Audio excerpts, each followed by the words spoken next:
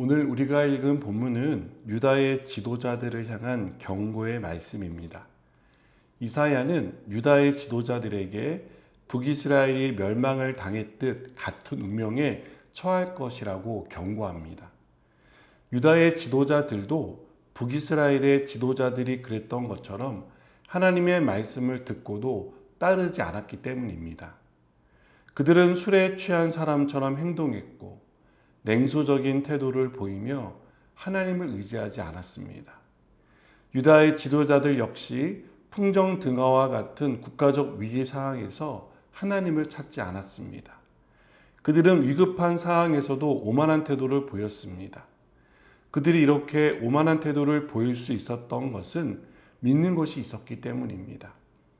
그들이 믿은 것은 다름 아닌 강한 힘을 가진 애굽이나 바벨론이었습니다. 애굽과 바벨론 같은 강대국이 도와주면 아수르의 위협은 거뜬히 이겨낼 수 있다고 생각했습니다.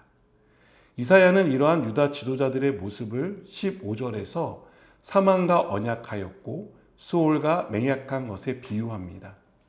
이들은 하나님의 심판으로 인한 재앙이 다가오는데 위기감을 갖지 않고 괜찮다고 안전하다고 생각했습니다. 이러한 유다 지도자들의 오만은 그들만의 것이 아니었습니다. 그들의 지도 아래 있던 유다 백성들 역시 하나님을 찾지 않았고 강대국을 의존했습니다. 이사야는 이러한 유다를 하나님이 심판하신다고 경고합니다. 하나님은 공의와 정의로 유다의 죄를 들여다보실 것입니다. 그리고 그에 상응하는 심판을 내리실 것입니다. 그들이 믿고 의지했던 것을 제거하심으로 그들이 헛된 것을 붙들고 있었다는 사실을 깨닫게 하실 것입니다. 그리고 하나님만이 붙들 수 있는 유일한 분이라는 사실을 가르쳐 주실 것입니다. 이사야는 하나님이 다윗을 위해 브라심에서 블레셋을 흩은 사건을 언급합니다. 또 출애굽한 이스라엘이 가나안 땅을 정복할 당시 여호수아가 아모리 족속과 전쟁할 때 하나님께서 하늘에서 우박을 내려 아모리 족속을 진멸한 기브온 사건을 언급합니다. 이것은 공의와 정의를 행하시는 하나님이 하나님을 대적하는 자들을 어떻게 하시는지를 보여주는 대표적인 사건들입니다. 이사야는 23절에서 너희는 귀를 기울여 내 목소리를 들으라, 자세히 내 말을 들으라고 말하며 농부가 파종하는 비유를 설명합니다.